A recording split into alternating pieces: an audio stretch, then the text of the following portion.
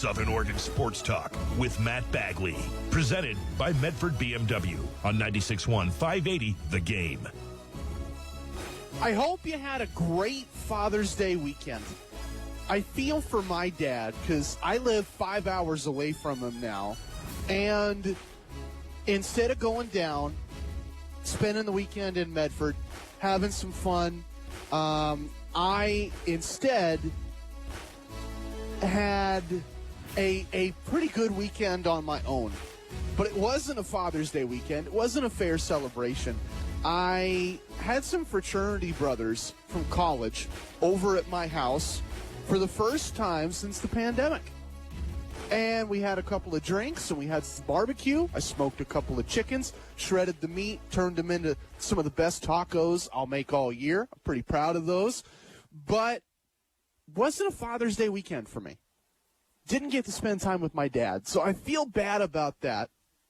I know that he doesn't feel bad about that because he's my dad. He's a great guy. He lets it, like water off of a duck's back. It just drops right off of him. But I know that others out there were able to have a really special weekend. Maybe you had a great dinner. Maybe you ate some great food. Maybe you got to try one of those smoked chicken tacos that somebody made you. Maybe something else happened to you. We can talk about that tonight on the show, Southern Oregon Sports Talk, presented by Medford BMW. We can also just talk about what you liked this weekend. Like, for me, I had the house to myself because the way it worked out was I'm getting married in a month, and my fiance is getting the finishing touches on her wedding dress, and so she has to drive down to Medford because my mom is a bridal seamstress, and my mom is altering the dress. So my mom needed some extra measurements. Better half had to go down to Medford for the weekend. I'm up here in Beaverton with some buddies from college that I hadn't seen in over a year because of the pandemic. And we have a couple cold ones. We eat some good food. And I'm always polite about stuff like this. I don't want to dominate the lives of my friends with sports. Like, I have very few friends in my life that are diehard sports fans. It's funny to say that out loud, but it's true. Most of my close friends are computer geeks, or they're into, like, World of Warcraft, or to really date myself, they're into Dungeons and Dragons, stuff like that, right? And or we share a passion for comic books, or we share a passion for music, like my college roommate, who I've talked about for years. I have very few friends that are into sports. But when I realized Bucks and Nets Game 7 was going down to the final minutes, I asked my friends, I said, is it okay if I turn the TV on with mute volume so you guys don't have to get exposed and oversaturated to sports, and I can get my fix for a couple of minutes? Everybody nods in agreement. It's my house. They let me make my rules. I turn the TV on, I hit mute, and I watch a boxing match back and forth. Kevin Durant, Giannis Antetokounmpo. I loved it. And then the next day, I was fired up to watch that doubleheader. Suns and Clippers, and I'll talk about them a ton tonight. Phoenix just continues to blow my mind in these playoffs. That team is capable of conquering the world. I firmly believe that. That game was incredible. And then there was what happened next in the Philly-Atlanta game. I don't know if incredible is the right word. Maybe incredibly disappointing in the sense of the Philadelphia 76ers have two of the most sublimely hyped prospects in the last decade of basketball. They have the best big man in the league when he's capable, when he wants to be, when he's healthy, Joel Embiid. And they have a Scottie Pippen, LeBron James clone, look-alike, second coming, however you want to talk about it, in Ben Simmons, except he doesn't play like it. Embiid can be the best center in the game at his best. Ben Simmons We hoped that he could be the best at his position. We hoped that he could be a transcendent point guard. Basketball fans across the world, when you watched him pass at LSU, when you saw his floor vision in college, there was hope that he could be a great player at that level, that NBA level. I don't believe he can be a great player anymore. Not after last night. Not after watching this. And what's frustrating to me with Ben Simmons is I don't think you can call him a bust. He makes assists, so he gets on the stat sheet that way. He gets rebounds. He's a good defender, not an elite defender, but a good one. Could be elite someday. I wouldn't call him a bust, but I would say if I were drawing up a roster of the most frustrating players in the NBA, the first guy on the list is Ben Simmons. I want to hear from you. 541-630-4792. When your team makes a draft pick, NBA lottery is coming up soon, and then the draft will follow. The NFL draft just a couple months in the rearview mirror. Baseball's draft always happens in the summer as well. So I know this is a topic you can relate to no matter what sports fandoms you carry. When your team, your favorite team, drafts a player, I'm sure it's disappointing when they bust. I'm a Raider fan. Jamarcus Russell was disappointing. Rolando McClain, the linebacker, was disappointing. The Raiders have a laundry list of disappointing draft picks, clear, obvious busts that failed from the get-go. But what's more frustrating to me are the guys in the middle, like Ben Simmons. You draft them high. You give them every weapon in the world to empower their abilities. He gets an all-star big man, Joel Embiid. He's had three-point shooters alongside him. He's had great defensive wing players alongside him so that he can focus on both ends, doesn't get tired out defensively. He's got guys that can screen for him so he can drive inside. He's got other guards that can dribble off of him, like Tyrese Maxey, the kid they drafted. And yet, with all those weapons and all that support, give him Doc Rivers, change out the GM before you make any real changes. Daryl Morey comes in, brand new system to get the most out of Ben Simmons. All those changes, and he still frustrates you because he can't shoot threes, 15% career three-point shooter. He can't shoot at the line. In these playoffs, he shot under 40% from the stripe. That's embarrassing at the professional level. I think blind basketball players, no offense, could do better than that. And he can't dunk or lay up either. Fourth quarter last night, clutch game, close game. And the Sixers had the lead at this time in the game, and they need a bucket to grow the lead. And what does Ben Simmons do? Gets right under the basket, collapses the defense on him. If he lays it up, they hit him. He's fouled and won, and he goes to the line for a three-point play, and he passes out to the corner. He can't shoot threes. He can't shoot free throws. He can't lay it in. What can he do? He can't score. He's not a bust, but he's the most frustrating player in the league. And if I'm the Sixers, I move on. I'm not waiting anymore. I'm not patiently trying again, changing the coach, changing the GM, molding the roster around Ben Simmons. He's a lost cause. Not a bust, but his time is up in Philadelphia. I want to hear from you. When your favorite team drafts a player, I'm sure the busts are frustrating, but are the Ben Simmons types more frustrating for you? And who else do you think would fit in that analogy? Like, who comes to mind for you? As a Raider fan, I think of Derek Carr because he's a second-round pick, and he came into the league, and everybody thought, well, across the league, everybody thought, well, he's going to play like his brother. He's going to play timid. He's going to struggle when the defense pressures him, and that'll be that. And I think Derek Carr cast those aspersions aside and created a different perception of who he could be as a player. But by year 3 or year 4, that reality had settled in again. And all you had to do was get pressure on Derek Carr. And Raider fans stopped believing in Derek Carr. They felt like this guy was supposed to be a savior and can't get to the playoffs, disappears sometimes in big games, whether that's his fault or whether that's his offense, his coaching staff. That's a different conversation. Raider fans generally, I think, feel frustrated. He's not a bust. You can't call him a bust. But he's not going to live up to the expectations you once had of him. Bryce Harper comes to mind as well. The Nationals won a World Series without him. With him, he was supposed to be the best player in baseball and was supposed to carry that team to titles. Couldn't do it. Frustrating. What's worse, a bust or a frustration? 541-630-4792. Couple other topics here to start the show. George Kliavkoff is the new commissioner of the Pac-12.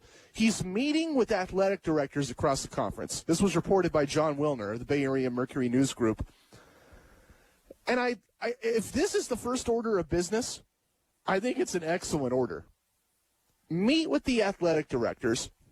The agenda reportedly on the table is to work out a new strategy in scheduling in the Pac-12, where instead of loading up on as many conference games as you can and selling a big package of 9 Pac-12 games and a Pac-12 title game to whatever TV network is out there, George Kliavkoff says we need to play less games. We need to play 8 games in conference and no more than that.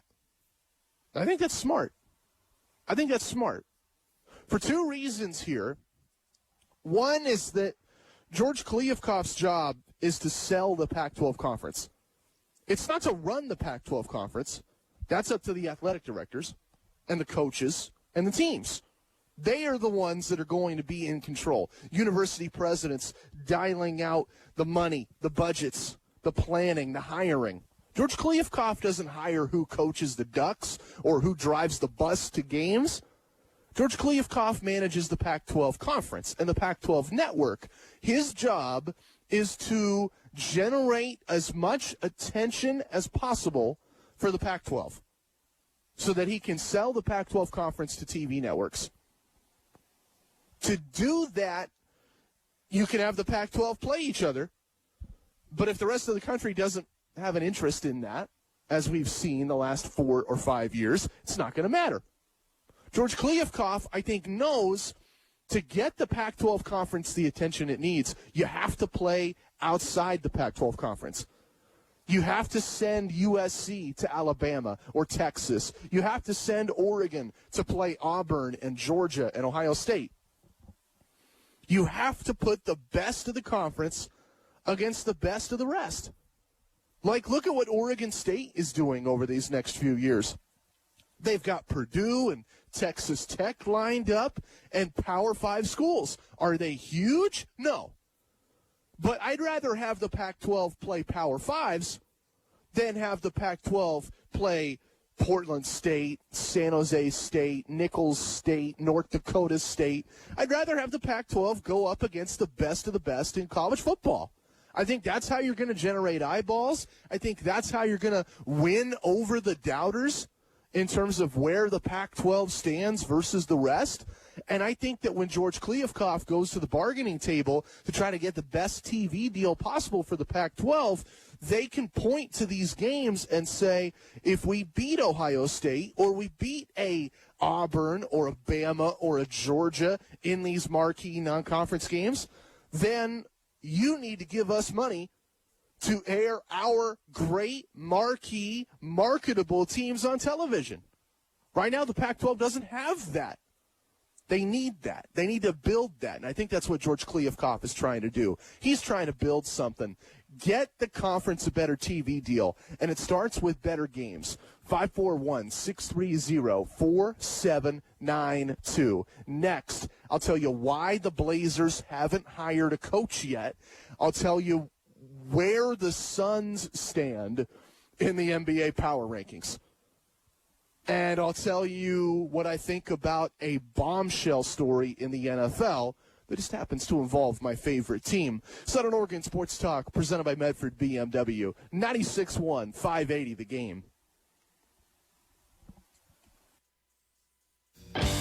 Need OMRI-listed soil for your organic garden? Rockin' Soil has been making bulk superior potting soils as well as custom soil blends since 2010.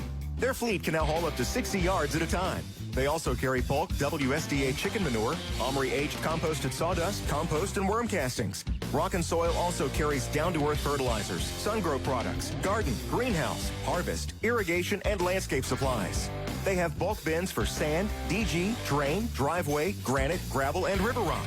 They also carry ARS, culverts, Fiskars, netting, seeds, shipping containers, smart pots, and road fabric. Be sure to check out the shop for logo gear and so much more. Family owned and operated on North Old Stage and Cave Junction. Call 541-592-5395 or visit rockandsoil-oregon.com and Facebook/Rockandsoil Oregon for sales and specials. That's rock, the letter N, soil, Oregon. Be green, one tote or truck at a time. The debate about sports specialization by high school athletes continues. Some argue that high school athletes who play one sport all year long have a better chance of landing a lucrative pro contract. But that's simply not true.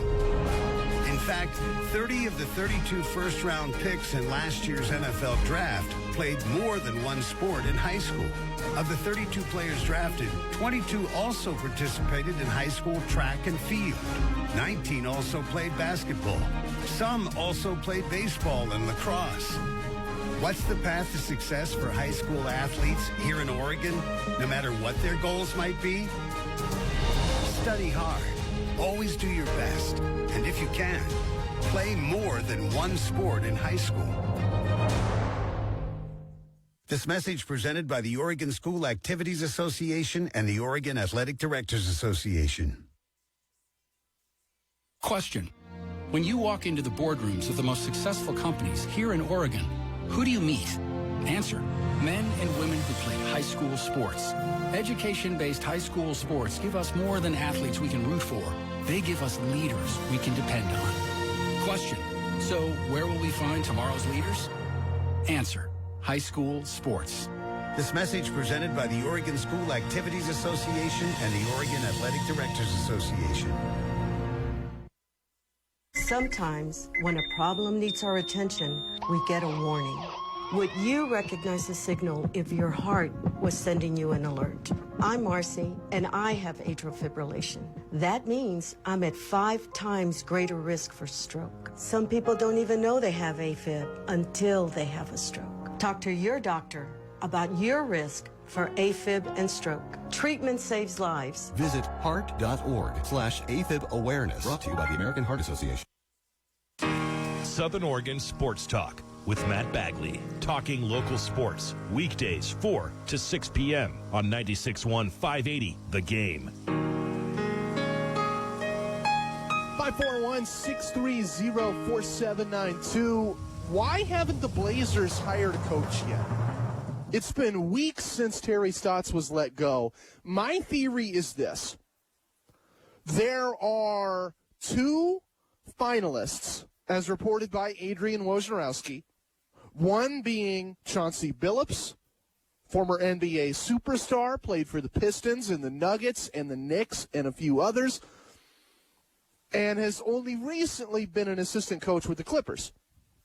The other finalist, reportedly, is Becky Hammon. Those 2 candidates are being brought back for second interviews.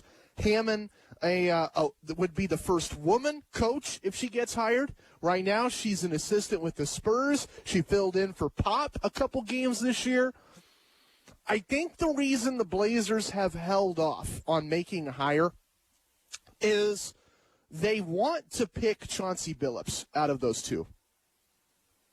They are waiting for Chauncey Billups. They're waiting for the Clippers to end their year so that Billups can take an offer without that either distracting from his team and what he's trying to do or bailing on his team and setting up a bad look. You never want that in the NBA. I think this is the Blazers trying to be polite to Billups. They'll wait for him. They want him. and they're going to make everybody else wait in the interim. That said, I don't think that's the right approach.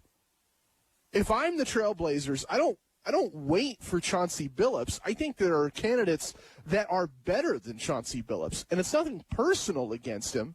He knows an NBA locker room because he just played in it, but I don't think he knows how to run a coaching staff, because that's a job that requires experience. That's a job that requires a decade plus of managing a staff of coaches.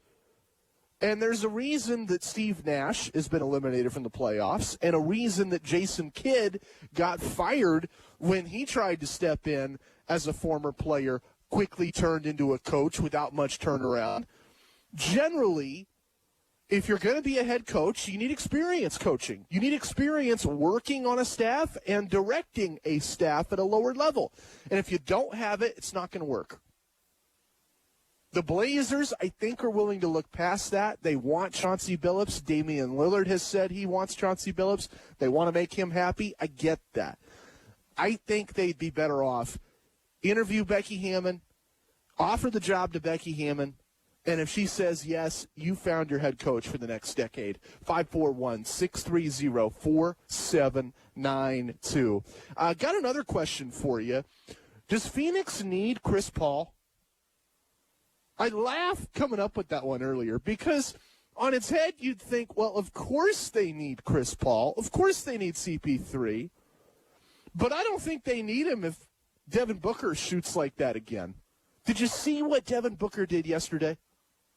It wasn't just one shot. He would follow up with another and another and another to the point where he couldn't stop. I think about the way that his game would be viewed in another era, because he's not a great three-point shooter. Like, he can shoot threes, but that's not where Devin Booker makes his money. He's not a high-flying dunker either, though he can do it. Devin Booker is a great mid-range player. He thrives in between the paint and the three line. And in, say, the 60s or the 70s or the 80s, I think that would be recognized and appreciated in a way that it just can't today. Mid-range isn't valuable today. It isn't defended the same way as it would have been 30 years ago. And what I see Devin Booker and this Phoenix team pulling off is they've taken something that nobody else cares about, and they've made it their bread and butter. They've found an edge. They've found an advantage by kind of dumpster diving and building an offense around what nobody else wants to do. They thrive in the mid-range. You see it in other sports from time to time, like in baseball, the two just starring examples to me in my lifetime. After the book Moneyball came out, everybody copied the A's. What were the A's doing? Well, they ditched defense. They really ditched all of the fundamentals about you need your outfielders to be really fast, and you need your infielders to have these cannons for an arm and these cat-like reflexes. The A's said, we're going to turn a backup catcher into our starting first baseman. And we're going to get an aging veteran like a David Justice or a Ray Durham, and we're going to stick them in the outfield because we know they can hit. We don't care about their defense. We care about their hitting and their run scoring, right? So when Moneyball came out, everybody copied what the A's were doing. And across baseball, you saw 30 teams with these superstar offenses. And then at the end of that decade, late aughts, early 2010s, the Giants turned around and said, we can't build a team the way everybody else is building one. So let's do the opposite. Nobody values defense. Everybody values hitting. Let's build a team full of superstar defenders and incredible pitching. And they won 3 titles. Then there's the Kansas City Royals. Moneyball era, one of the other lessons is the A's never stole bases. It was bad. It meant, your guy would get thrown out, and outs were precious. So everybody in baseball stops stealing bases. They stopped valuing base running and speed on the base paths. What do the Royals do? They built an entire team of guys that could steal bases, and they won a World Series because of it. Got to another World Series as well because of it.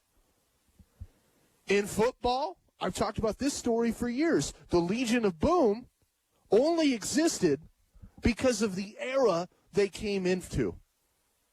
Everybody in the NFL was playing cover 2 zone. That meant drafting safeties high, drafting middle linebackers high, and underrating corners. They slept on corners because in the cover 2 scheme, your corner doesn't do that much. We don't need a great man cover corner like Richard Sherman or Brandon Browner. We don't need a great cover 1 free safety like an Earl Thomas. He doesn't really fit in a cover 2 because he's small. He's not going to be a great run stopper. So NFL teams let the Seahawks draft these incredible defensive backs because they didn't value them. And the Seahawks built one of the best defenses of all time because of it. I see Phoenix doing the same thing. The book on Devin Booker, pardon my pun, was a guy that didn't shoot threes that well, didn't play great defense, and now he's the best playmaking guard on a team that can win a championship. He kills teams, and he killed the Clippers on Sunday with incredible shots in the mid-range. And I think he can do that all series long. I think Phoenix can do it all series long as well. DeAndre Ayton on the pick and roll and a throng of supporting cast that can fill in the gaps. When Chris Paul comes back, if he's healthy, this team is loaded, they can win the title. Chris Paul might not even need to come back, and it might take time for him to get healthy. But right now, after what I saw Sunday, I think that's just fine. I think the Suns can win the Western Conference, and they can contend for a title. Give them a fair shot against Milwaukee or Atlanta, because this team is something else. 541-630-4792. Everybody else in the league wants to shoot threes and defend the paint. These guys are built differently. And I think that difference gives them an edge in these playoffs. Let's talk about Carl Nassib for a minute. Southern Oregon Sports Talk. I'm not going to beat your head in with this topic. I don't want this to turn into – I don't want this ever as a radio show to turn into, Matt Bagley's Rush Limbaugh impression and my political beliefs and my opinions on that stuff, because I have opinions and I have beliefs, but I don't share them here, generally. This is an exception to the rule. I think that one of the dumbest things in sports is the culture, this macho culture that surrounds sexuality, where players are afraid to come out because they fear the reaction in the locker room, and they fear the reaction from their coaches, and they fear the reaction from fans, because a huge chunk of the population believes that a macho, tough guy, male athlete can't be gay. And if he is gay, then there's something wrong with them. I don't think that's right. I don't think that's the right way that we should be as a society. And I love Carl Nassib coming out today. It's a bombshell story. It's a huge story for the NFL because active NFL players don't come out. And I hope that Carl Nassib has the support from his Raider teammates and coaches and the organization, and has the affirmation to go out and live his best life and be his best pro and stick to this roster and show the world on Sundays in the fall that you don't need to be the stereotypical, conventional macho man to play in the NFL or play in any professional sports league. I hope he blazes a trail for a whole generation of kids that grow up and know they can be them. They can be who they are. They can be their best selves, and they don't have to fake being anybody else. Carl Nassib is tired of faking it. He's coming out as his real self today, and I commend him for it. I'm proud that he's a Raider. I'm proud that the Raiders have him and can affirm him in that phase of his life. And I want to hear from you. 541-630-4792. Blazers fans are desperate, and I get it. You don't win, you want to win, and you'll do anything it takes to win.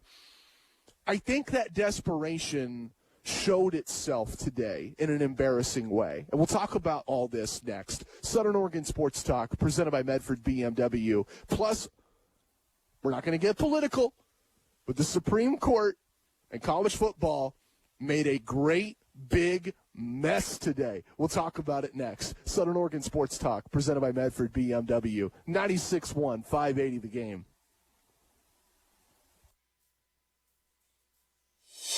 Being in the Army National Guard is about more than just serving your country. It's about being there for your community when your neighbors need you most. The Army National Guard makes college affordable. Serving part-time lets you attend school full-time while you take advantage of education benefits that can help you graduate debt-free. If a civilian career is your goal, serving part-time allows you to work at a full-time job. The skills, qualities, and contacts you'll develop in the Guard can open doors to a great civilian career. Want to serve but worried about being away from friends and family? Part-time service in the Army National Guard allows you to serve close to home. Serving in the Army National Guard lets you have the life you want while you enjoy the many benefits of serving your community and nation. You owe it to yourself to learn more about how the Army National Guard can fit into your life. Visit NationalGuard.com. Sponsored by the Oregon Army National Guard, aired by the Oregon Association of Broadcasters and this station. Warning, this product contains nicotine. Nicotine is an addictive chemical. Say hello to simple you can savor. Velo dissolvable nicotine lozenges are smoke-free and hassle-free and made to enjoy virtually anywhere. Why? Because they dissolve, but the flavor doesn't. So go ahead and enjoy on your time and on your terms. Velo lozenges are available at a convenience store near you or at Velo.com. Get yours now. Website restricted to age 21 plus nicotine consumers. Nicotine products. Underage sale prohibited. 145 over 92. 180 over 111. 182 over 100. And I had a heart attack and a cardiac arrest. And then a stroke. Your blood pressure numbers could change your life. A lot of people don't understand, including myself, I didn't, now I do, the impact of having a stroke. My memory is shot. When I woke up, I couldn't speak. Lowering your high blood pressure could save you from a heart attack or stroke. If you've stopped your treatment plan, restart it or talk to your doctor about creating one that works better for you. Start taking the right steps at manageyourbp.org. It's a new life, but I'm going to make it better. Coming back. Ask your doctor, check your blood pressure. Brought to you by the American Heart Association, American Medical Association, and the Ad Council. We love our sports here in the Rogue Valley. And it's our responsibility to keep them great. And we need you to know your role. You can be a player. You can be a coach. You can be a spectator. Or an official. But you only get to be one. Know your role. Parents, release your kid to the game. It's my experience. Don't yell at the refs. They have a hard job. Know your role. Players, respect your opponents. Love to play, win or lose. Know your role. Southern Oregon Sports Talk with Matt Bagley. Talking local sports. Weekdays 4 to 6 p.m. on 96.1 580 The Game. I feel for Blazers fans because the team that I love and root for sucks. They don't win. They get embarrassed in big games, and they make fools of themselves in the final stretch of the year. I would kill for my Raiders to be a playoff contender or a Super Bowl contender. I would do so many things if those things could make anything happen. I'm just a guy on the radio, though, so I don't have any power in the situation. Blazers fans would do the same thing. They would kill. They would rob a bank. They would do whatever they could do if it meant their team was in contention for a title. So I understand why Ben Simmons has become the big story today, buzzing across every outlet in the Northwest. Everybody talking about, can you trade for him, and what would it take to trade for him, and, you know, would the Blazers fix him, and how the Blazers would fix him. I don't think Ben Simmons makes sense for the Blazers. And the story that's been rumored all day, Stephen A. Smith talked about it, and the Jim Rome show had a guest that spoke about it.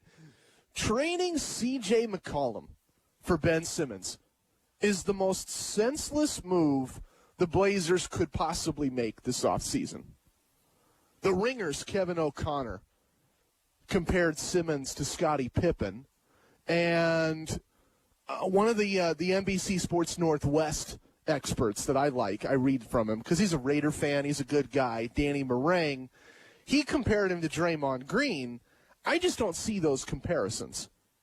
Let's look at Draymond Green in particular. Draymond Green is a career 31% three-point shooter. Ben Simmons is a career 15% three-point shooter. It's a different league, different ball game.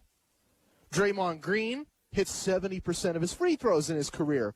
As we saw in these playoffs, Ben Simmons can't scratch half of that. He's abysmal. He's embarrassing. And Draymond Green, I think to a fault, in big moments, can take the rock and drive inside. I think he tried to do too much of that in this postseason, actually. I think that's one of the reasons why Golden State went 0-for and got eliminated, is Draymond tried to do too much. But at least he tried to do something. Ben Simmons in the clutch, Game 7, need to win to survive, drives into the paint, has an open look. All he's got to do is lay it in, and he passed it up. I don't think that's salvageable. I don't think he compares at all to Draymond Green. And I don't think he's even close to Scottie Pippen. Sure, Pippen didn't shoot threes, but that was more in the era. That was more a product of Pippen played in the 90s, and he played in the triangle offense. He didn't need to shoot threes. You need to shoot threes in the NBA in 2021. If you don't, you can't play. I can tell you this about Scottie. Scottie wouldn't clang his free throws like Ben Simmons. And if Scottie drove into the paint and had an open look and all he's got to do is lay it in, he'd have done it. Scottie Pippen was ruthless. As great as Jordan was, as fearsome as a competitor as Jordan was in big games, Scottie Pippen was right there next to him. Ben Simmons isn't even close when it came to courage and competitiveness and aggression and will-how. I just don't see the comparison at all. He's not Scottie Pippen. He's not Draymond Green. I think he can be a very good defender in this league, but I have no clue where he fits on offense. Can't be a point guard because he doesn't shoot threes. Can't be a wing on the floor either. Can't start for you, if we're honest with ourselves, because he can't shoot free throws. And he has no post moves to speak of. If the Blazers trade for Ben Simmons, they're making a huge mistake. And if they trade C.J. McCollum in a package for Ben Simmons, they are living a nightmare. I'm on team trade C.J. I'm not saying that C.J. is untradeable, but if you're giving him up for Ben Simmons, you're making a huge mistake. 541-630-4792. Would you trade C.J. McCollum for Ben Simmons? Do you like that trade for Portland? Is that worth doing to you? Is that worth the risk to you? I think the folks that are saying yes today are fans gone mad and desperate, but that's just me. 541-630-4792. I want to talk about the Supreme Court because we're an extremely divisive country. We don't agree on anything. Left and right, we've got our own TV stations and newspapers and websites and our own facts on what happens, like who won an election. So when 9 people from different walks of life and different political backgrounds agree on something, that's massive. And that happened today. The Supreme Court, in a 9-0 unanimous decision, ruled that the NCAA cannot bar relatively modest payments to student athletes. Here's what that means. The NCAA used to give players scholarships and give them access to a cafeteria in some schools. You know, schools could, like Oregon, feed a player after practice or before practice. They could give a guy a T-shirt to wear in the gym when he's working out. But once the season ended, they couldn't do squat. No food, no help with your workouts, no help with your classes. And for some players, like Tyrell Crosby wrote about this, the former Duck left tackle turned Lions left tackle, that inability for schools to help support a student athlete made it incredibly difficult for student athletes to stay in college and enticed student athletes to leave college even if it wasn't in their best interest. They needed the money. Even if staying in school would have helped them get a better draft pick and a better contract, a lot of guys have to leave as soon as possible or take bribes like DeAndre Ayton reportedly did back in the day because the NCAA just can't do enough. Well, the Supreme Court ruled that the NCAA could have done enough all along and that they chose not to do enough. And I think it opens the floodgates.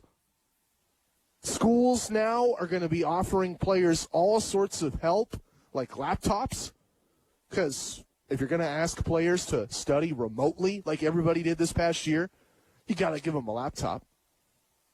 Or schools are going to provide all of the things you need for working out in the off season, your pre-game fuel, your post-game fuel, all of that. You're going to provide food.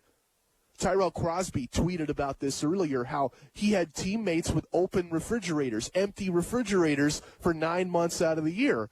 Professional athletes that need to maintain weight that are living off of top ramen. It's ridiculous. I think that's going to change. I think the next thing that needs to change is an honest discussion about the value these players are getting by playing college athletics.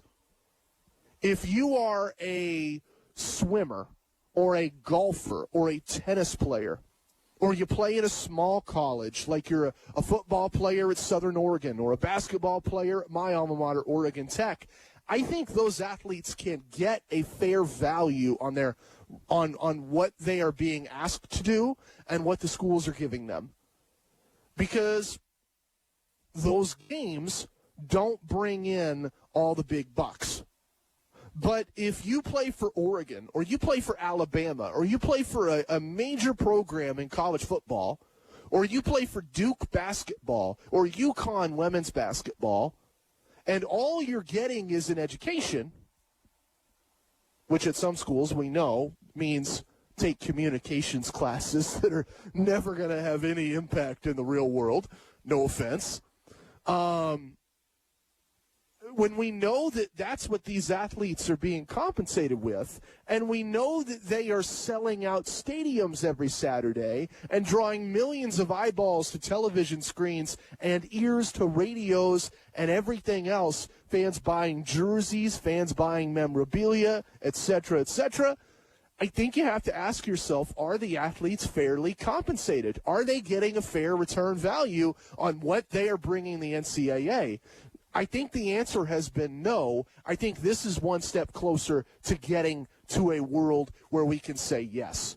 541-630-4792. The Supreme Court says the NCAA has to provide players benefits that go towards their education, like laptops, workout gear, food in the off-season, etc. Is that the right decision, or is that something that you think breaks college football, college athletics in general? Let me know. 541-630-4792. I think it's a healthy direction and the next step in a greater direction for college athletics. But I want to hear your take. 541-630-4792. Let's wrap hour one with this question. How was your Father's Day?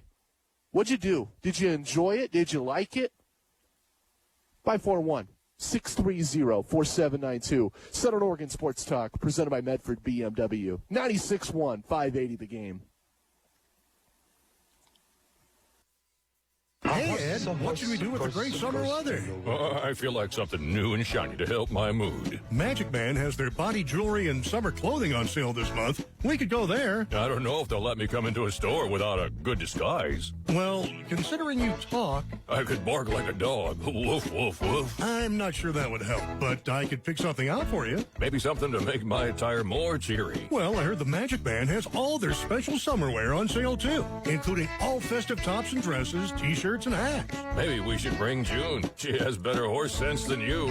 I would be glad to help, Ed, and I could get a little something for myself, too. Well, it is a June sale, after all. Oh, Wilbur. Get to the Magic Man June sale at all 3 locations. On Williams Highway at the Safeway Plaza in West Grants Pass, on G Street in downtown Grants Pass, and on Biddle Road at the Bear Creek Plaza in Medford. More info at magicmanshop.com. Shopping at Magic Man makes good horse sense.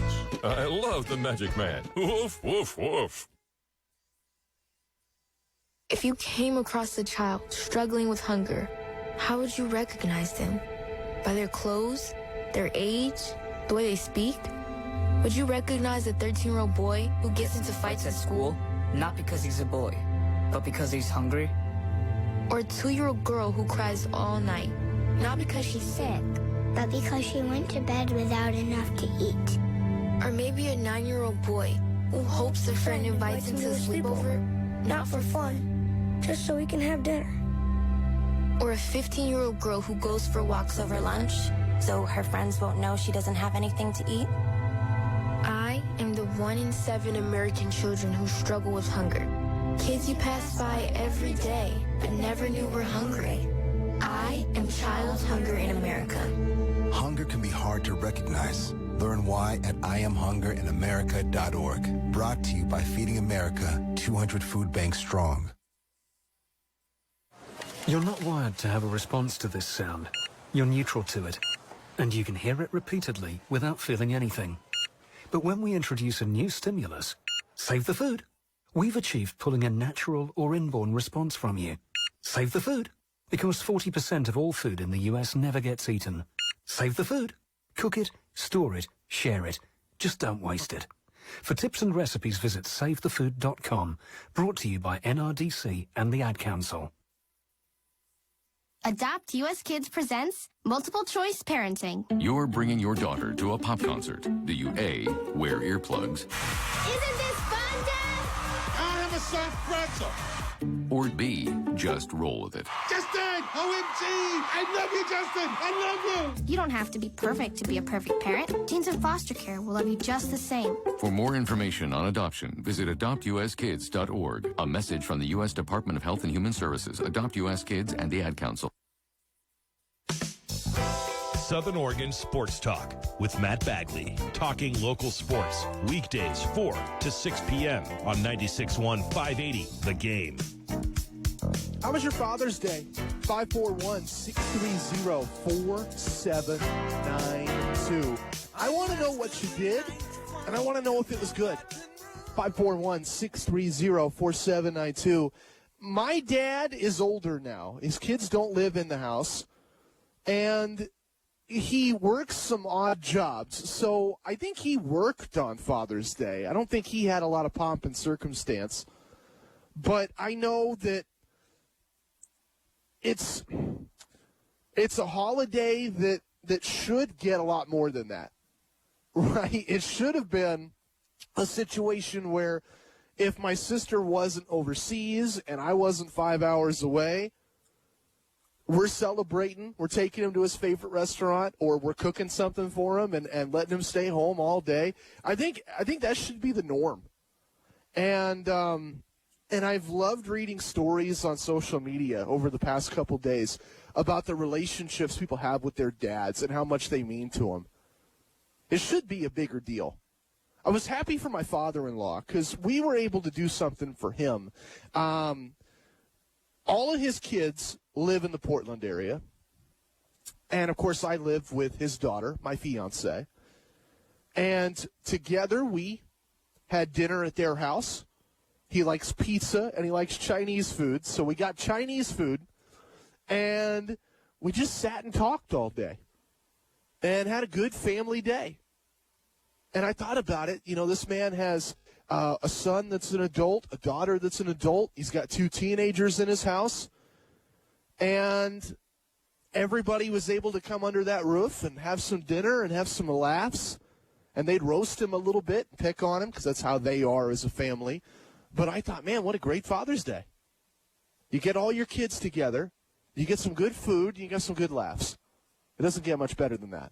541-630-4792. What do you think about the Eastern Conference Finals? Milwaukee stunned the Nets, I felt. Atlanta stunned the Sixers, too. And I've read some of the early odds and predictions that Milwaukee is going to run away with this series. I don't feel that way.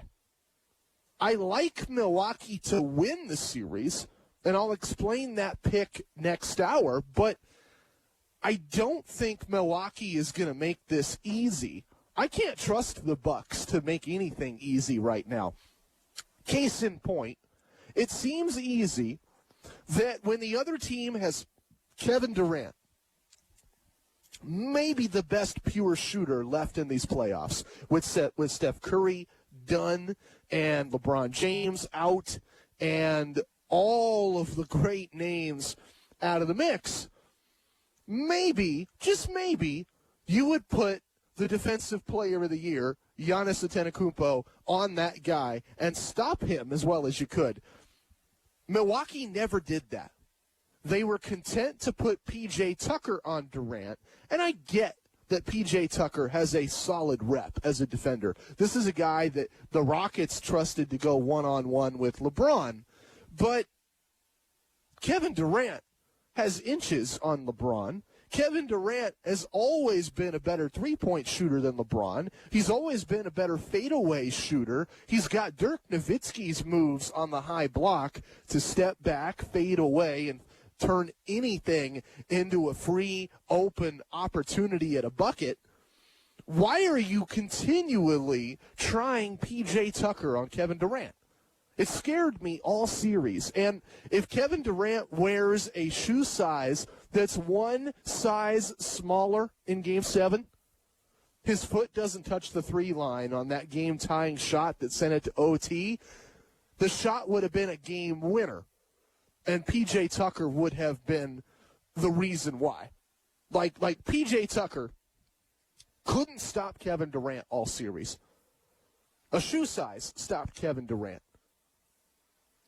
I don't trust Milwaukee to learn from that failure. I think they're going to make the same mistakes defensively in this series, and I think you're going to see Atlanta hit big shots. Now, the way the Hawks attack is different. They don't have wings like Brooklyn has Kevin Durant, but they have shooters, and I think their shooters will get theirs. I like Atlanta to make a series of this. 541-630-4792. Let me know what you think. Wrapping the hour, I'm going to go local. I don't talk about high school football very often on the show anymore, but I need to tip my cap to the powers that be at North Medford. North Medford High School, the Black Tornado, one of the most prestigious programs in the history of Oregon high school football, has hired a new head coach. The old guy, Steve Turner, stepped down, and I commend him. He worked hard. He was tireless. He was successful for years restoring that program. Now they hire a young guy, an assistant with SOU and Crater, and someone that has a wealth of experience in the college ranks, Nathan Chin. I love this hire for North Medford, and what I love about this for North Medford, fresh blood, younger guy, college background.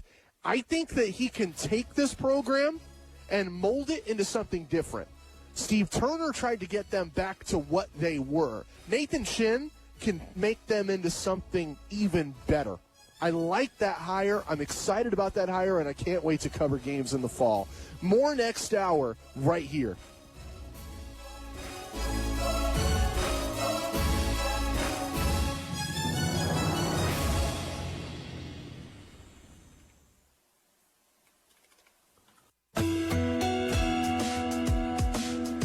I'm Dr. Bradshaw from Mere Care Dental. Did you know your teeth and your smile are a reflection of your personality, confidence, and overall health? Springtime is a great time to keep your oral health on track and make sure that you are getting the most out of that smile of yours. We work with most insurance providers, and for our patients without insurance, we offer a complimentary consultation that includes an exam and x-rays. And if you mention this radio ad, you will receive your first implant for $9.90 or your first crown for $7.90. Restrictions apply, and all promotions depend upon your clinical exam. We invite you to schedule your spring cleaning today with Premier Care Dental. We have 4 Southern Oregon locations in Ashland, Medford, Grants Pass, and Klamath Falls. 541-708-0600. Again, that's 541-708-0600. PremierCareDental.com.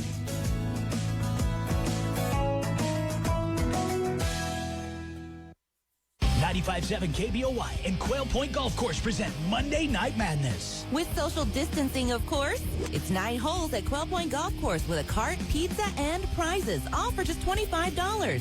This 2-man scramble has a 5:30 p.m. shotgun start. For a chance to win Monday Night Madness for you and a friend, just enter on our website, 957KBOY.com. Join 95.7 KBOY on the greens at Quail Point Golf Course all summer long for Monday Night Madness. Special thanks to Papa John's Pizza.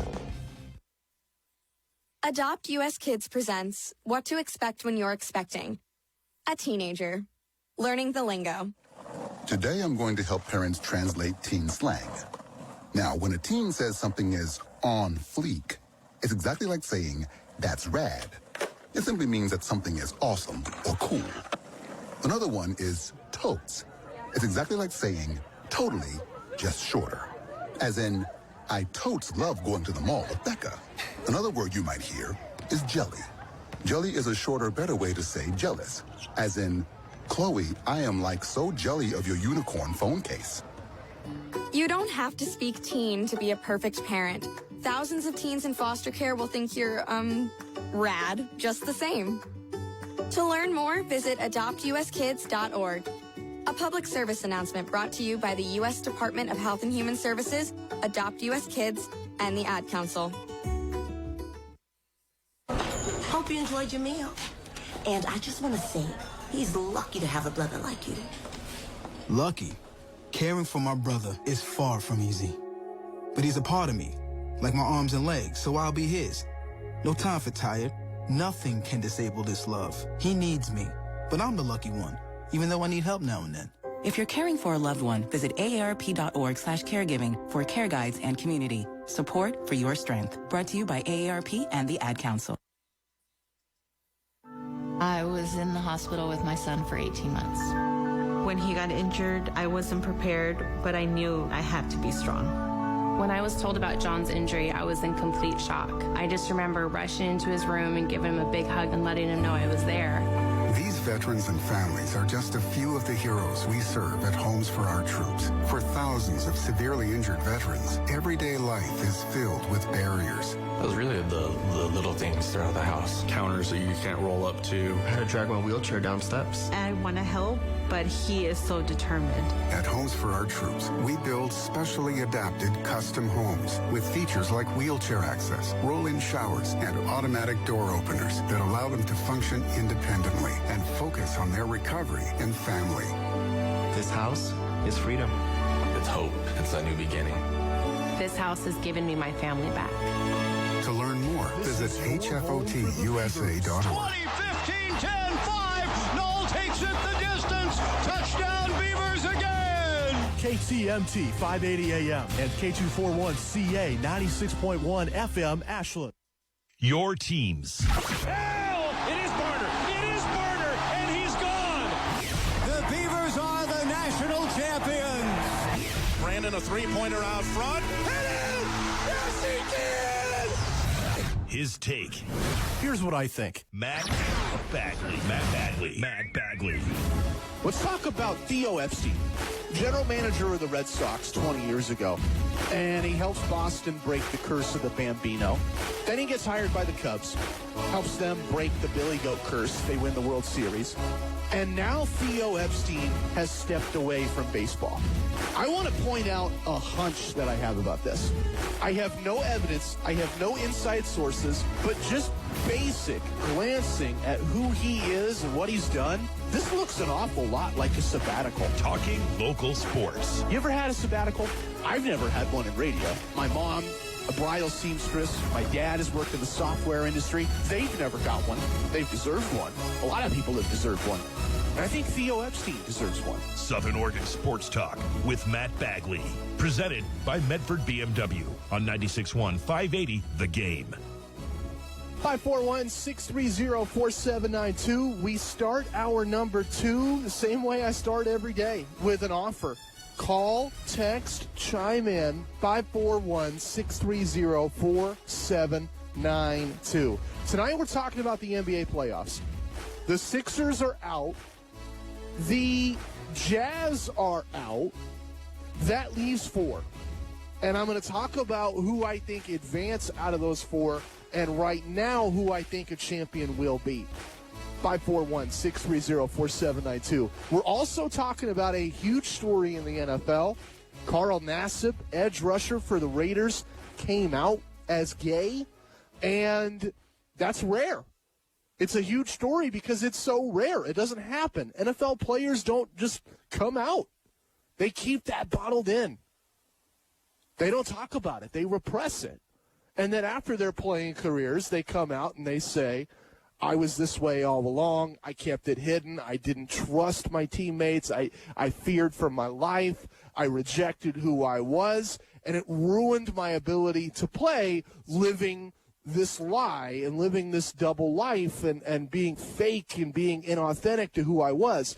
I love that Carl Nassib can come out and be honest and open about who he is. And like I said earlier, shatter stereotypes for who an NFL athlete needs to be. 541-630-4792. One last big topic tonight on the show, college football. The NCAA got whacked in court today. And I talked about this last hour, how it's hard for folks in America in 2021 to agree on anything. We can watch the same video and come to 2 completely different conclusions. We can experience the same events and have different conclusions. Like the election. Or what happens in sports, you see it too. Is a play a catch or an incompletion? Is a play a fumble or an incomplete pass? Right? Like we've seen that, where if you're a fan of the team that takes advantage of that play, if you're a Patriots fan, you believe that Tom Brady didn't fumble in the snow 20 years ago. If you're a Raider fan, you'll go to your grave certain that he fumbled in the snow. We can't agree on everything. We can't all come to the same conclusions as a country. It's a big deal when 9 people come to the same conclusion, resoundingly, and slam the NCAA the way the Supreme Court did today. We'll talk about all of that this hour, get into some baseball as well, because I have a couple of thoughts on spider tack and the substances that are being used. But we'll start with this. What went wrong for the Philadelphia 76ers? They had the number 1 seed in the Eastern Conference, and I felt most confident in them out of anyone in the league winning the next NBA title. So much so that I bet on the Sixers to win that title when the NBA playoff bracket was announced. What went wrong for Philly? Why are they going home and not going to the conference finals? I think it has to do with the expectations around a number 1 overall pick. When the Raiders drafted Jamarcus Russell, my father and I watched that pick and cheered afterwards, because when you draft a quarterback with the first overall pick in the NFL, you believe that guy is going to be the face of your franchise and carry you out of the basement and into the championship battles over the next decade plus. You think you drafted Peyton Manning or John Elway. You hope you drafted one of those guys. In reality, Jamarcus Russell was one of the worst quarterbacks in NFL history. But the expectations were sky high. Basketball was no different. Ben Simmons was a first overall draft pick. And when the Sixers picked him in 2016, they believed they were getting a transcendent point guard, someone with incredible floor vision, someone with a knack for behind-the-back passing or over-the-shoulder passing or no-look passing. And they believed they were going to win a title someday with Ben Simmons. I don't think anyone believes that now. He can't shoot. Not a three-pointer, not a free throw, not a lay-in, if last night is any evidence. And I think he can be a great defender someday, but he's not an elite stopper. If you draft someone first overall, you expect more. You don't expect Ben Simmons to play the way he has. You expect the Ben Simmons we thought we would get in college. Someone that can be the best point guard in the league someday. I don't even know what position he plays in 2021. It's sure as hell not point guard. I'll put it to you as nicely as I can. This guy just refuses to score. And the Sixers are left wondering what could have been if they had taken literally anybody else in that draft. What went wrong for Philadelphia? I don't feel like it's fair to blame one guy, but when I look at that team and I look at what went wrong for them in this series, I don't know how you can't blame Ben Simmons. He'll never live up to his expectations. 541-630-4792. Let me know what you think about that subject. Let me know what you think about Tyrell Crosby. He tweeted this out. I want to share this story with you. Talking about the NCAA and restrictions that they made that hurt the ability of players to maintain playing weight and stay in shape in the offseason. Long story time, here goes. Tyrell Crosby, former Duck, now he's a Lion. Fun fact, I wrote an email my sophomore year complaining to Mark Emmert about how I had teammates who couldn't afford to eat during the summer when training wasn't offered and stipends were reduced. Then it got back to the staff, and Mark Helfrich tried to press me for doing it. I think he means that Mark Helfrich got mad at him. Quote, even though I wrote it for my teammates, not myself, I thankfully had my best friend and family who'd made sure I was okay, and my uncle who lived in Eugene who made sure I'd be able to eat when training wasn't available, meaning when players couldn't just eat at the facility because they weren't allowed in the facility.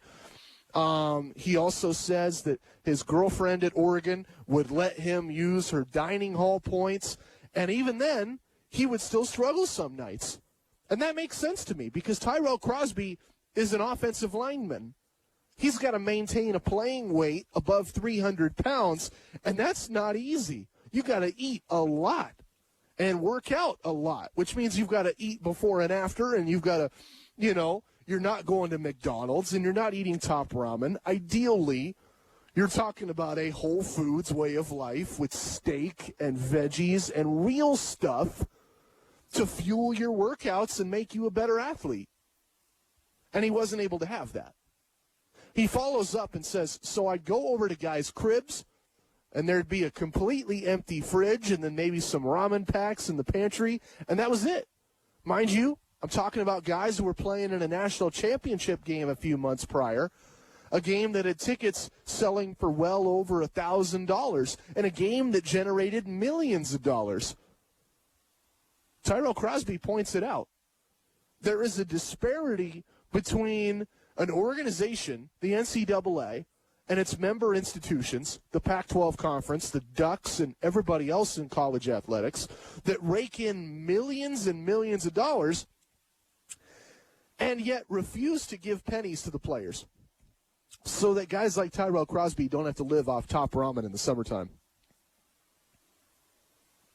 I think today's ruling by the Supreme Court gets us one step closer to a world where guys like Tyrell Crosby don't have to eat ramen in the summertime. They can have real stuff. They can have real support from their institutions, and we can get one step closer to fair compensation for these athletes.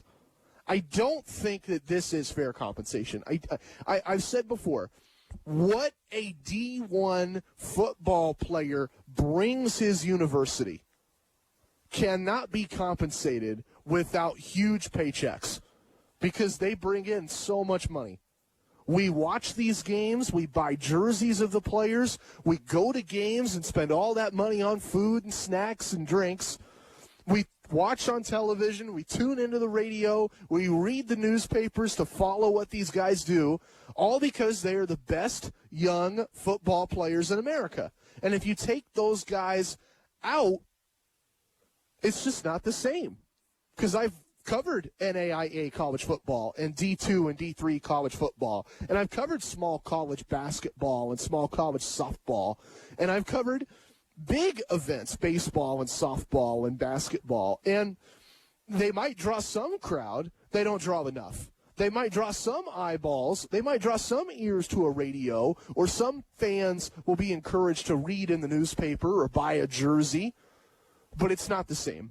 Major Division I football is a moneymaker for college athletics overall, for colleges in general, and the NCAA knows it. Fortunately now, so do the players, and so does the Supreme Court. We're not going to see paychecks yet, but I think this is one step in that right direction. I'm curious what direction you think this is headed and whether or not you think it's a good thing at all. 541-630-4792. Let's talk about, you know what? Let's talk about the conference finals. It's a good show, having fun. Tons of material left, and I'm just looking at what I had planned here at the 5 o'clock segment. I got some good stuff coming up. We'll talk KD. We'll talk Clippers and Suns, Game 1. How did it happen? But I want to get you my conference finals picks first. That's coming up next. Plus, I can't blame Kevin Durant for Brooklyn's elimination in these playoffs.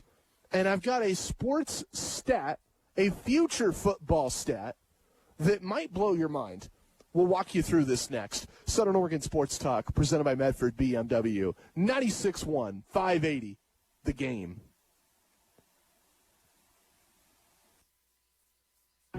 Oregon, land of forest green, mountains snowy white, land of nature lovers' dream, beauty to match delight, where sunlit paths wind their way around mountain, lake, and stream.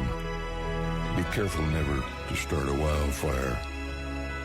Please, keep Oregon green. The reason most people feel pressured when they buy a new car or truck is because they know the salespeople are on commission. The more you spend, the more they make. Not at TC Chevy. We're family owned. And while our salespeople are paid a great salary, no one is on commission, which means our family only cares about one thing: your family's complete satisfaction. It's a great time for TC Chevy. Off I-5, exit 19, Ashland. Online at tcchevy.com. Chevrolet, find new roads.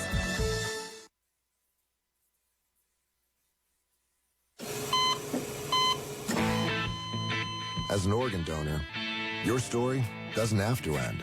The good in you can live on. In fact, you could save up to 8 lives with your gifts.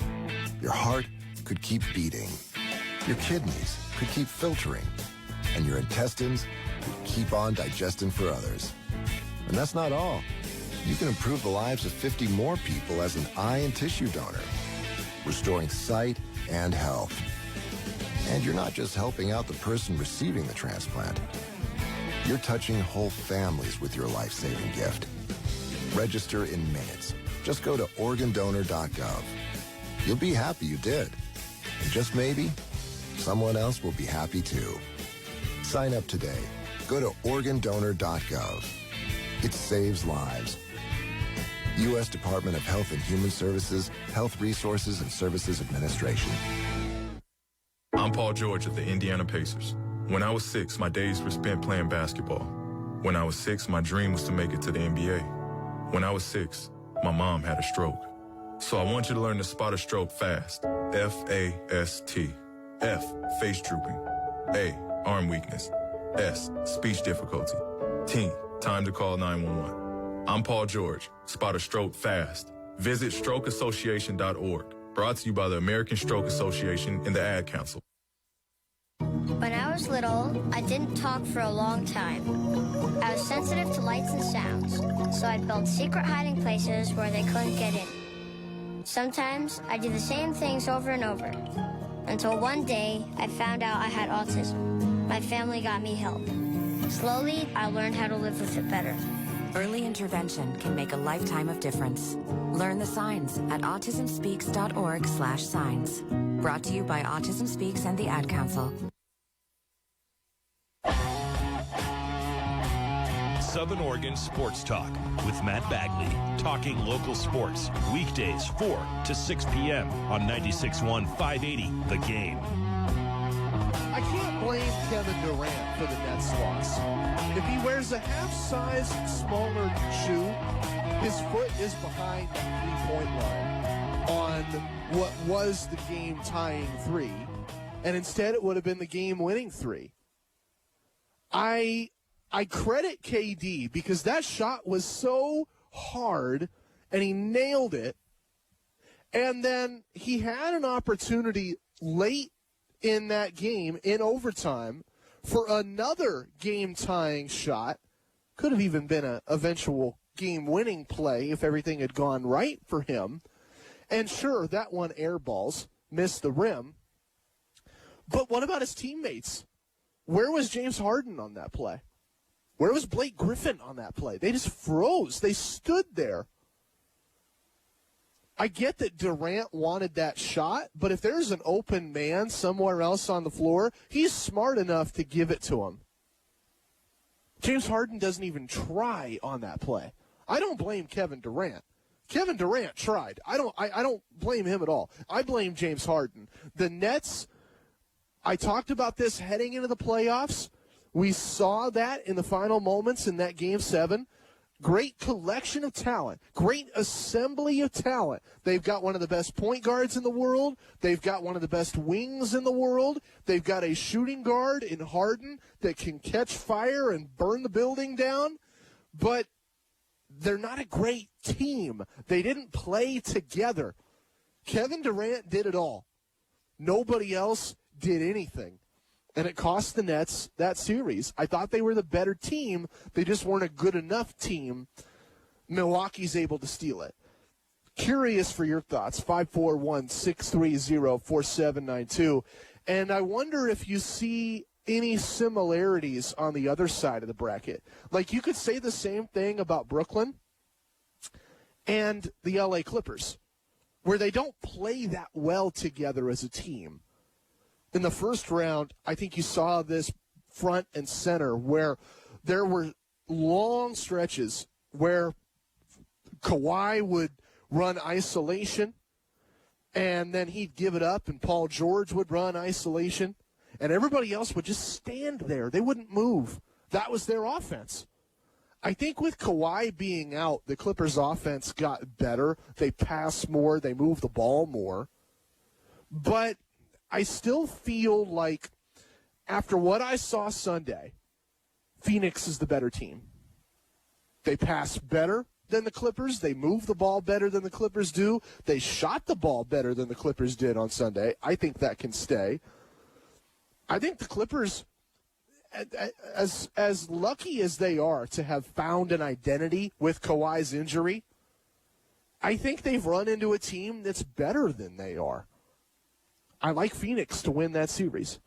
Let's talk playoff predictions here. 4 teams left.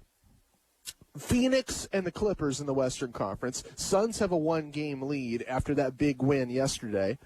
Hawks and Bucks, Game 1 of the East starts tomorrow. Who do you like? Who do you got? And how far are these series is going to go? 541-630-4792. I expect the Bucks and Hawks to go 6 or 7. I don't agree with everybody out there saying that Atlanta is out of gas and that the Bucks are going to coast and that the Bucks won't have the same problems they had in the last round. I just can't trust Milwaukee that much.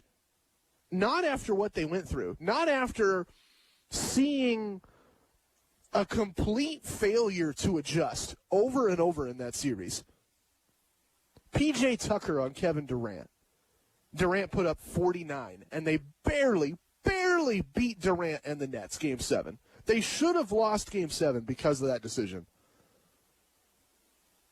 I think Milwaukee can get exposed in these conference finals. Now, the Hawks will present different challenges. Atlanta's got better guards, and Milwaukee might be able to defend those guards a little easier. But ultimately, if Atlanta draws up a counter, they draw up a way to handle what the Bucks throw at them defensively and get something out, score some points with those guards or get a play into one of their big men, I don't trust Milwaukee to adjust. I think the Bucks are going to make some stupid, mindless mistakes in this series from a coaching standpoint that will keep them from running away with this series. I like Milwaukee, but there's going to be a couple of stupid games out there where they just get out-coached. So I have Bucks in 6. And then on the other side, without Kawhi, it's so funky because I think the Clippers are a better offense, but we saw proof that their defense is a huge liability without Kawhi. Sunday, they desperately needed someone that could guard Devin Booker in the second half.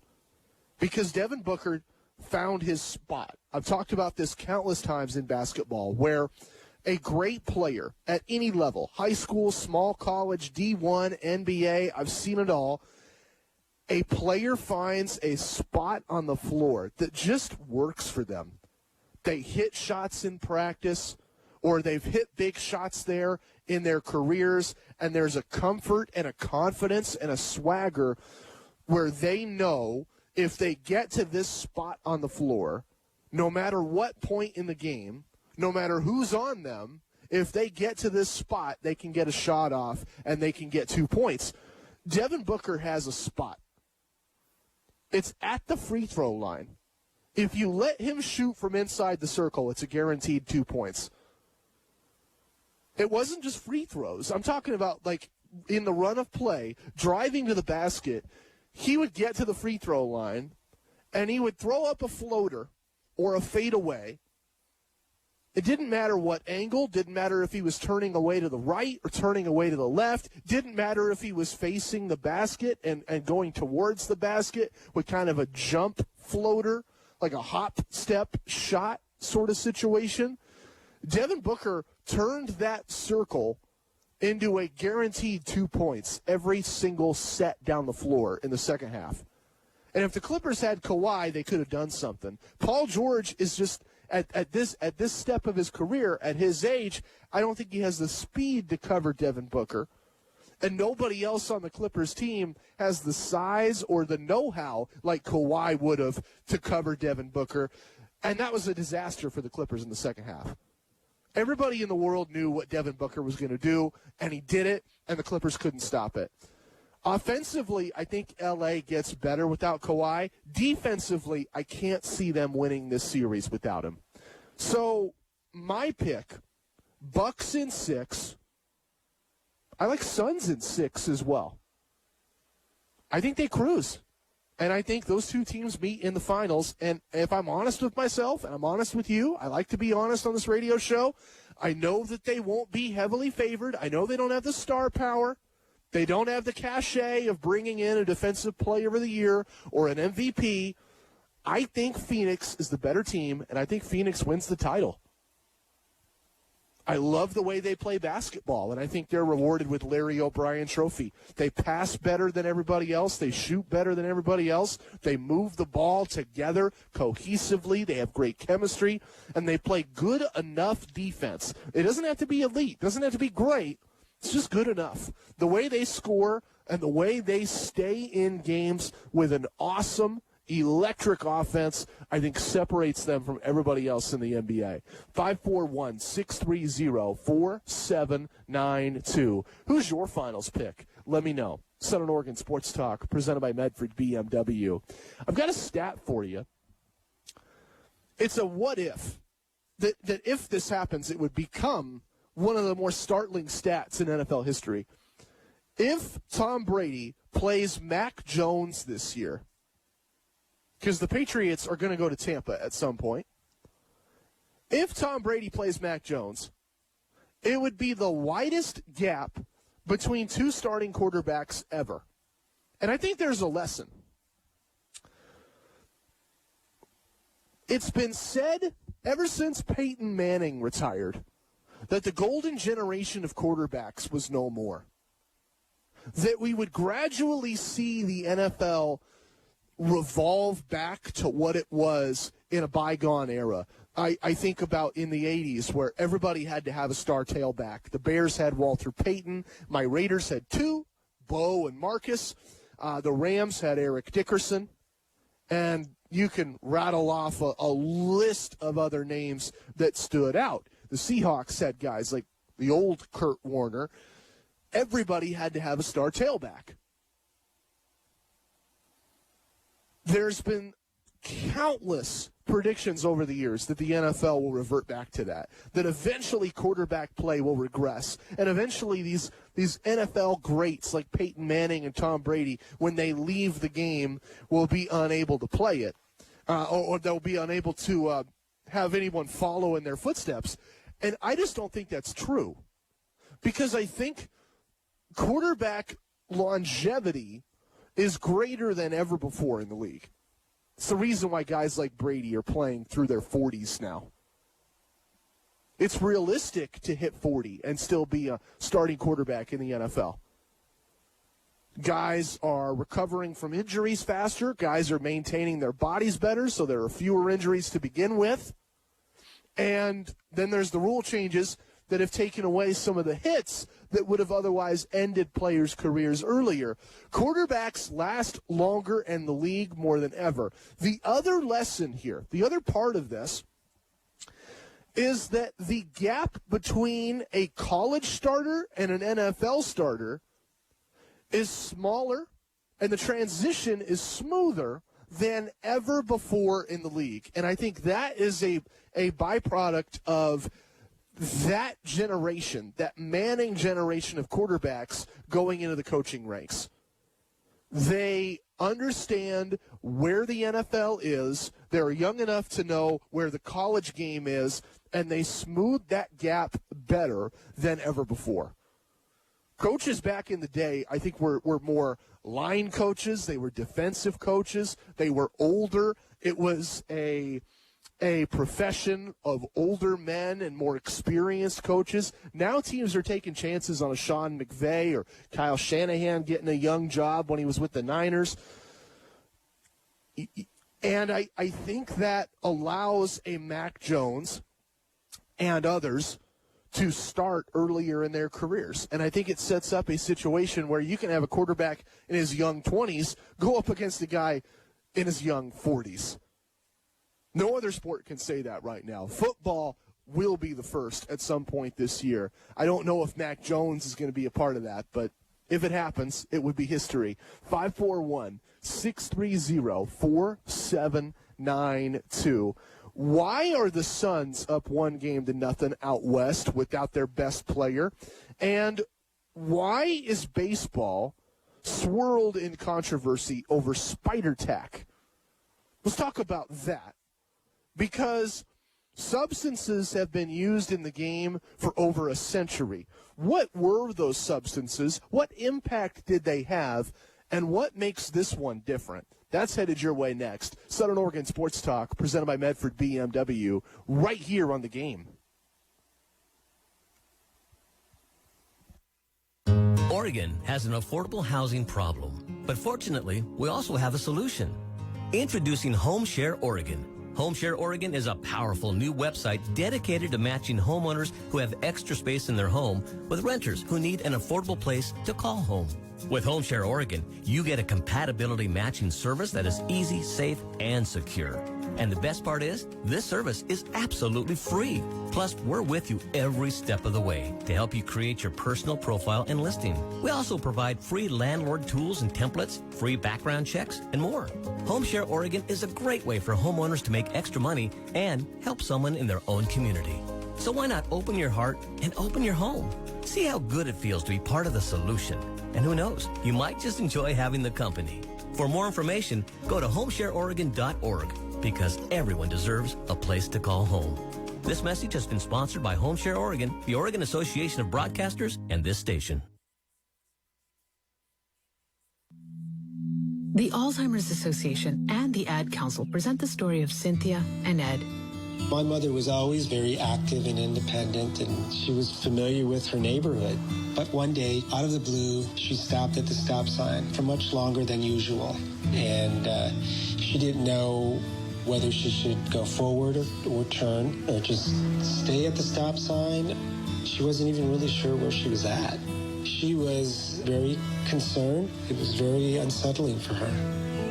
It's important for you to talk to someone about it, to bring the family in on it. I felt so much better after my son told me, Mom, I don't want you to worry or be afraid. I'll be there for you and we'll figure it out. When something feels different, it could be Alzheimer's. Now is the time to talk. Visit alz.org/ourstories to learn more. A message from the Alzheimer's Association and the Ad Council. Dear John, I'm leaving. Uncontrolled high blood pressure is serious, and I can quit whenever I want. Why can't we get back to when you checked on me? I don't want to leave. But remember, when I quit, you quit. Sincerely, your heart. Listen to your heart. Don't let it quit on you. High blood pressure can lead to a stroke, heart attack, or death. Get yours to a healthy range today. Find out how at heart.org/bloodpressure. A message from the American Heart Association, the American Stroke Association, and the Ad Council. Me, a cat, moving in with a new human. It took a little getting used to. She has these weird games she likes to play, like this giant feather. She sticks it in my face. I swat it away. She sticks it in my face. I swat it away. It's almost like she thinks I enjoy it. But seeing how much fun she gets out of it, well, I guess it makes it all worth it. Humans. A person is the best thing to happen to a shelter pet. Be that person. Adopt. Brought to you by the Ad Council and the ShelterPetProject.org. Southern Oregon Sports Talk with Matt Bagley. Talking local sports. Weekdays 4 to 6 p.m. on 96.1 580 The Game. We've talked about spider tack a few times on this show over the past few weeks. I want to talk about something else now. Everything else that has ever been used on a baseball. Because I read about this today. There was a piece on Yahoo Sports that put the spider tack controversy in perspective. You had spitballs, self-explanatory, 100 years ago, where pitchers would spit on the ball. Then shine balls, where they would rub substances like talcum powder on the ball to try to make it clear, white, bright, shiny, tougher for players to see. You know, you throw a fastball and all that stuff would fly off the ball and kind of cloud a hitter's vision. I think about in the 80s, Gaylord Perry would use jelly, like KY jelly, put that on the ball because that could give you a different grip or a different spin. And now there's spider tack. It's not spit. It's not talcum powder. It's not KY jelly. This stuff is developed for strongman competitions, like in the World's Strongest Man, where you have to carry what's called an Atlas stone. And that's anywhere from 200 to 350 pounds. So it's built for someone to carry a massive rock that could weigh anywhere from 200 to 350 pounds, give them a better grip so that their arms can do the work. Now it's being used on baseballs.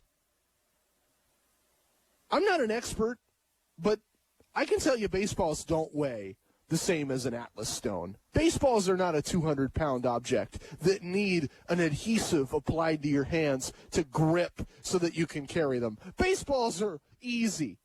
If pitchers need this, then I need a supermodel in my house. I don't think they need this at all. I think it's something that they want. I think it's something excessive. And I think that's why baseball was cracking down on it. It's one thing to spit on a ball or rub a household product on the ball. This stuff is nuts. It's not meant for baseball. It was meant for something completely different. And it has industrial strength, and I think it is having an impact on the game. Now, will that show up in the stats this next month or two? I can't answer that question. But after reading about the difference between this substance, which has become the rage in baseball, and everything that preceded it, I have to feel like this is radically different. And this has to have had an impact on performance. 541-630-4792. How do you feel about that? What do you think about that? Let me know. Let's also talk about this. I brought up Father's Day a couple of times. I love my dad, and I'm thankful for him. I wish I could have spent Father's Day with him. It's the first time in years that I wasn't able to, because I live and work up here in the Portland area now. And it was tough for me because my dad and I are really close. I think about my first year in broadcasting. I didn't have confidence. I was a computer science major at Oregon Tech. They call it software engineering. And I felt like that was my calling. That's what I wanted to do with my life. My dad has worked in that industry for a long time, and I wanted to follow in his footsteps. But the more I took classes and the more I learned in that program, the more I learned that it really wasn't for me. I wasn't that good at it, and I didn't feel comfortable doing it. I didn't feel like I'd ever be good. And I had this like little birdie on my shoulder, this itch that told me I should try broadcasting. Because I had a lot of friends in college radio that all felt like, Matt, you have a good voice and you have a good work ethic and you should try this. Like, if any of us are going to actually do radio for a living, it should be you. So I had people tell me that, and I felt like that could be the case. But my first year in radio sucked. I didn't make enough money, and I didn't have enough hours, and I was at the very bottom of the totem pole at the job that I had. And there were times where I felt like all of those people egging me on were wrong. And all of those urges and hunches that I had about leaving computer science and leaving college and doing radio were wrong. And I'm thankful that my dad swayed me away from that, because it would have been easy for him, as someone that worked in computer science, to say you should have stayed in school or go back to school and study in this field and you'll get a job with my company or whatever. It would have been easy for him to say that. But instead, he supported me every step of the way. My job didn't pay me well enough. If I ever needed money, my parents helped me out. My job was exhausting, and I worked a lot of long hours and weird hours. And my roommates, sometimes I'd get home at 2 or 3, and I wouldn't be able to celebrate anything with them. Sometimes my dad would just drive over to Klamath Falls and spend a day with us or spend a weekend with us. That support went so far. I remember my first year covering games, he would call me afterwards, and he would tell me, hey, I listened, and here's what I liked, and here's what I didn't like. And we would talk about the broadcasts, and we would talk about my future in broadcasting. Without that, I don't know where I'd be right now, but I know I wouldn't be here. Father's Day was tough for me because I wish I could have been there with my dad. I owe him the world. I feel like I would not be the man I am without him. And I know I'm not the only one in the world that can say that about their fathers. It's such an important holiday to me. 541-630-4792. How'd you spend your Father's Day?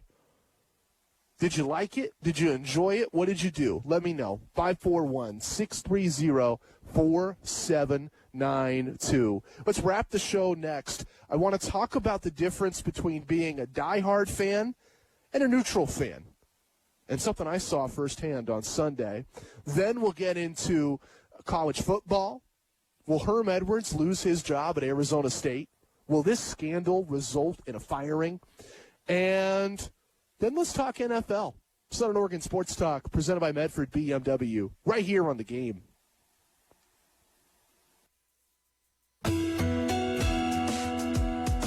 Hi, I'm Dr. Bradshaw from Mere Care Dental. Did you know your teeth and your smile are a reflection of your personality, confidence, and overall health? Springtime is a great time to keep your oral health on track and make sure that you are getting the most out of that smile of yours.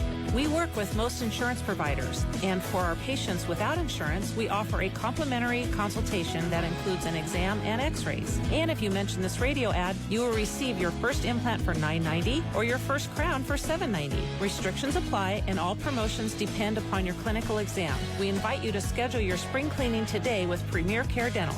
We have 4 Southern Oregon locations in Medford, Grants Pass, Ashland, and Klamath Falls. 541-200-6747.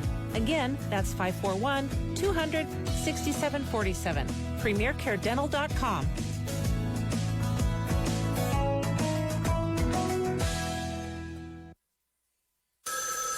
Ranger Station, Ranger speaking. Hi. I'd like to report a bear hug. Okay. Well, before I left my campsite, I was putting out my fire, and out of nowhere, Smokey Bear showed up and hugged me? So you drowned the fire, you stirred it, drowned it again, and felt that it was cold? Uh-huh. Oh, yeah. He likes it when people correctly put out their campfires. He's pretty big on wildfire prevention. He's just letting you know you did good with a hug. He's a hugger. I just got a bear hug from Smokey Bear. Status update. All right, I'm going to let you go now. I've got a lot of ranger stuff to do. There are many ways to start a fire, but one sure way to put it out. Learn how you can do your part at SmokeyBear.com. Only you can prevent wildfires. Sponsored by the U.S. Forest Service, Ad Council, and your state forester. What are all the things you witness online in a day? Cats playing piano, selfies on your feed, your friend's picture being turned into a nasty meme that's been shared 50 times, 51, 52. When someone's being bullied online, it's hard to know what to do. Now you can speak up with the witness emoji. It looks like an eye in a speech bubble, and it's in the symbol section near the clocks in your phone. You'll let the world know it isn't cool, and you'll let your friend know you care. Learn more at eyewitnessbullying.org. Brought to you by the Ad Council. Man, I love my kids so much. I once sat for 3 hours in the cold rain to watch her soccer team lose by 18 goals. I love my kids so much, I once used a tube to suck snot out of her stuffed nose at 3 a.m. You win. Love your kids? Love them enough to make sure they're in the right car seat. From toddlers to tweens, visit nhtsa.gov/the-right-seat to find the right seat for their age and size. Keep them safe. Visit nhtsa.gov/the-right-seat. Brought to you by the National Highway Traffic Safety Administration and the Ad Council. Southern Oregon Sports Talk with Matt Bagley. Talking local sports. Weekdays 4 to 6 p.m. on 96.1 580 The Game.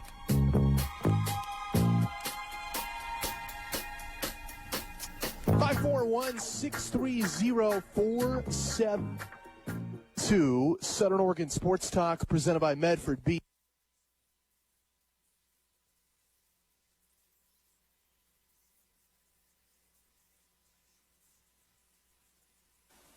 The difference between being a diehard fan and being a casual or a neutral fan, because I feel like I was at the precipice of this on Sunday. I'm not a Clippers fan. I'm not a Suns fan either. And I watched Game 1 of the Western Conference Finals purely to just learn about it, because I know that I've got a radio show, and I know that that was going to be a big topic, who won that game, and I wanted to watch it so that I knew what to talk about today on this radio show. I'm not a Suns fan, and I'm not a Clippers fan. I just wanted to watch some good basketball. So I tune into that game, and almost immediately I was won over.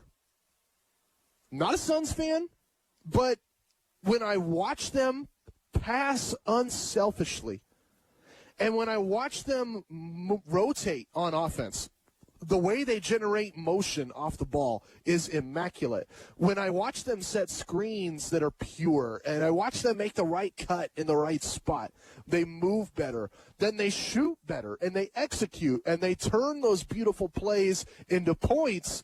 I fell in love with them. It's beautiful basketball. It's perfect basketball. And as a casual fan or a neutral fan, I'm not casual, I'm more neutral. As a neutral basketball fan, I couldn't help but love what I saw from Phoenix yesterday. I want to know how a diehard might feel. I want to know, like, I think of that scene in Rocky IV. Great movie, great series.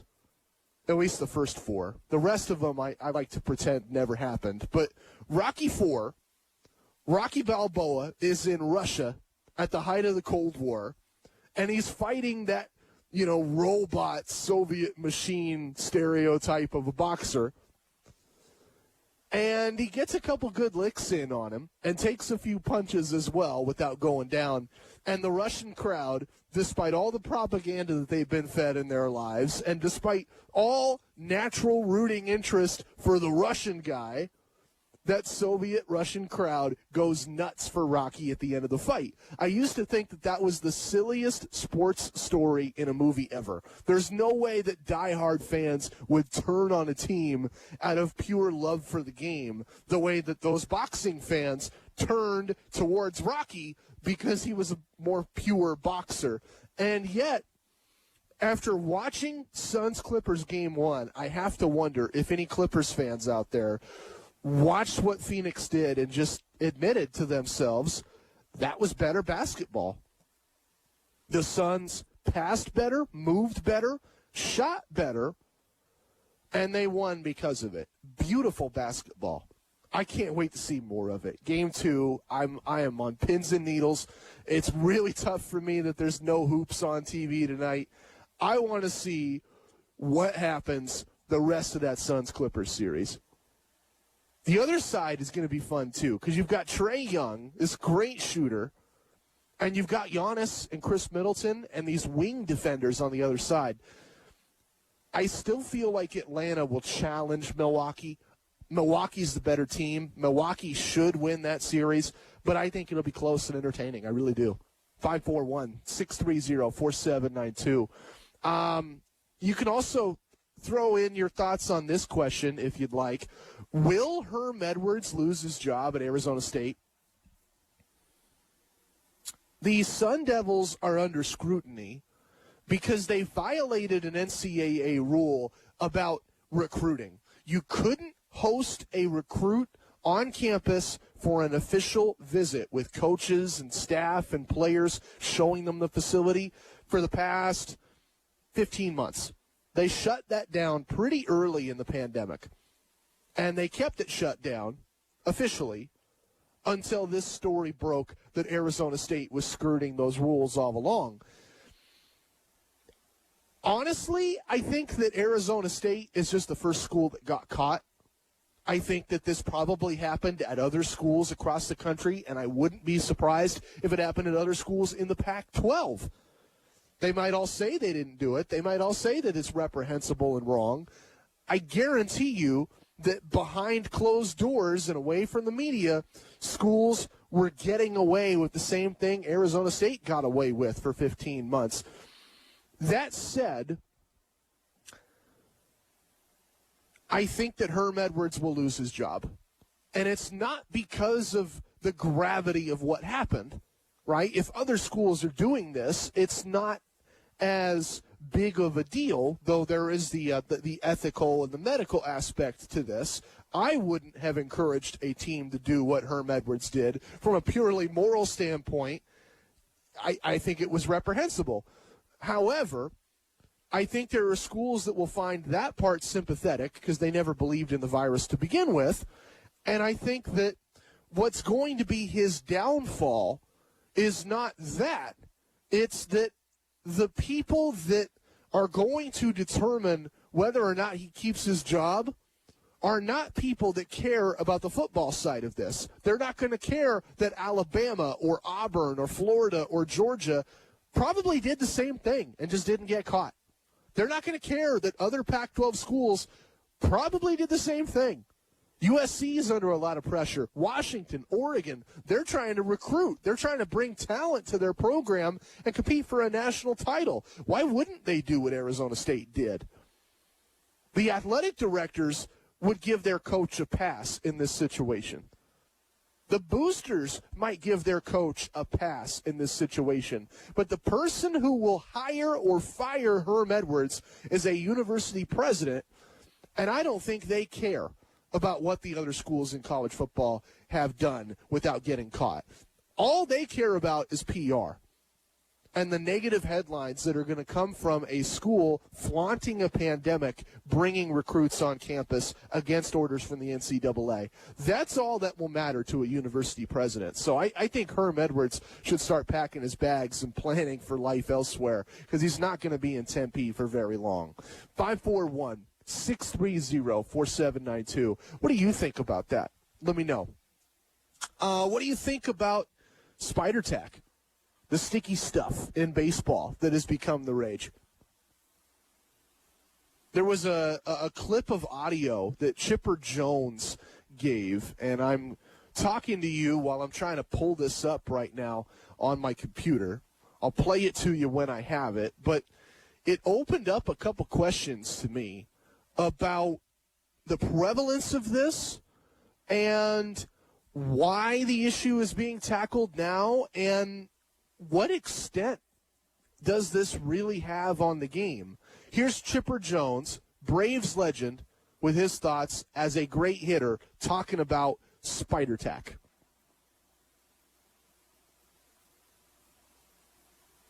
I understand the backlash with it happening during the middle of the season, but obviously Major League Baseball thought it was pretty important to address it now. They've given guys a week to 10 days. That's 2 starts. So you've had fair warning. I'd be interested to see if, some of these pitchers, revert back to the way they were a couple years ago. And I think that's the ultimate question here. Will we see a drop-off in pitching stats, and a steep drop-off in pitching stats? Because if it's close, I think the argument you'll see across baseball is that this thing is overblown, it's not that big of a deal, and you'll hear reports like what Tyler Glasnow said the other night, where these substances actually help players because they help their health. Like, he tried to throw without any substances or any aids, and he said he felt more sore than he'd ever felt in years. I think if the stats don't dip that far, players will make that their argument, and you'll see this gradually return back to baseball and rear its head.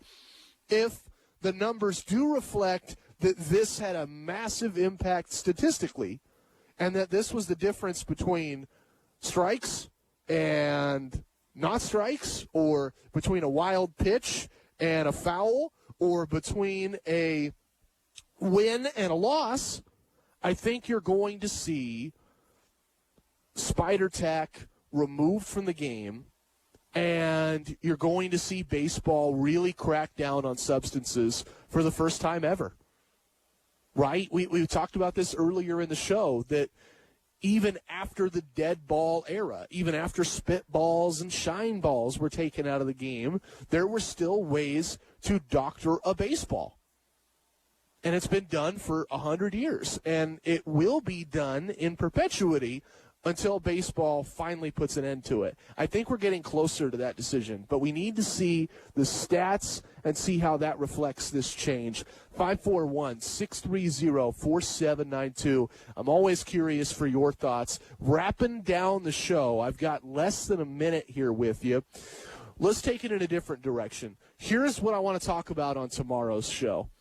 Justin Herbert is being asked to be a coach on the field for the Chargers next fall. What do I think about that? Is that the right decision by them to put more on his plate? We'll talk about that. We'll talk about NFL players and their decision to take the vaccine. And we'll talk about Carl Nassib as well as a few other things as well. NBA playoffs, the whole jazz, whole 9 yards, all headed your way tomorrow at 4.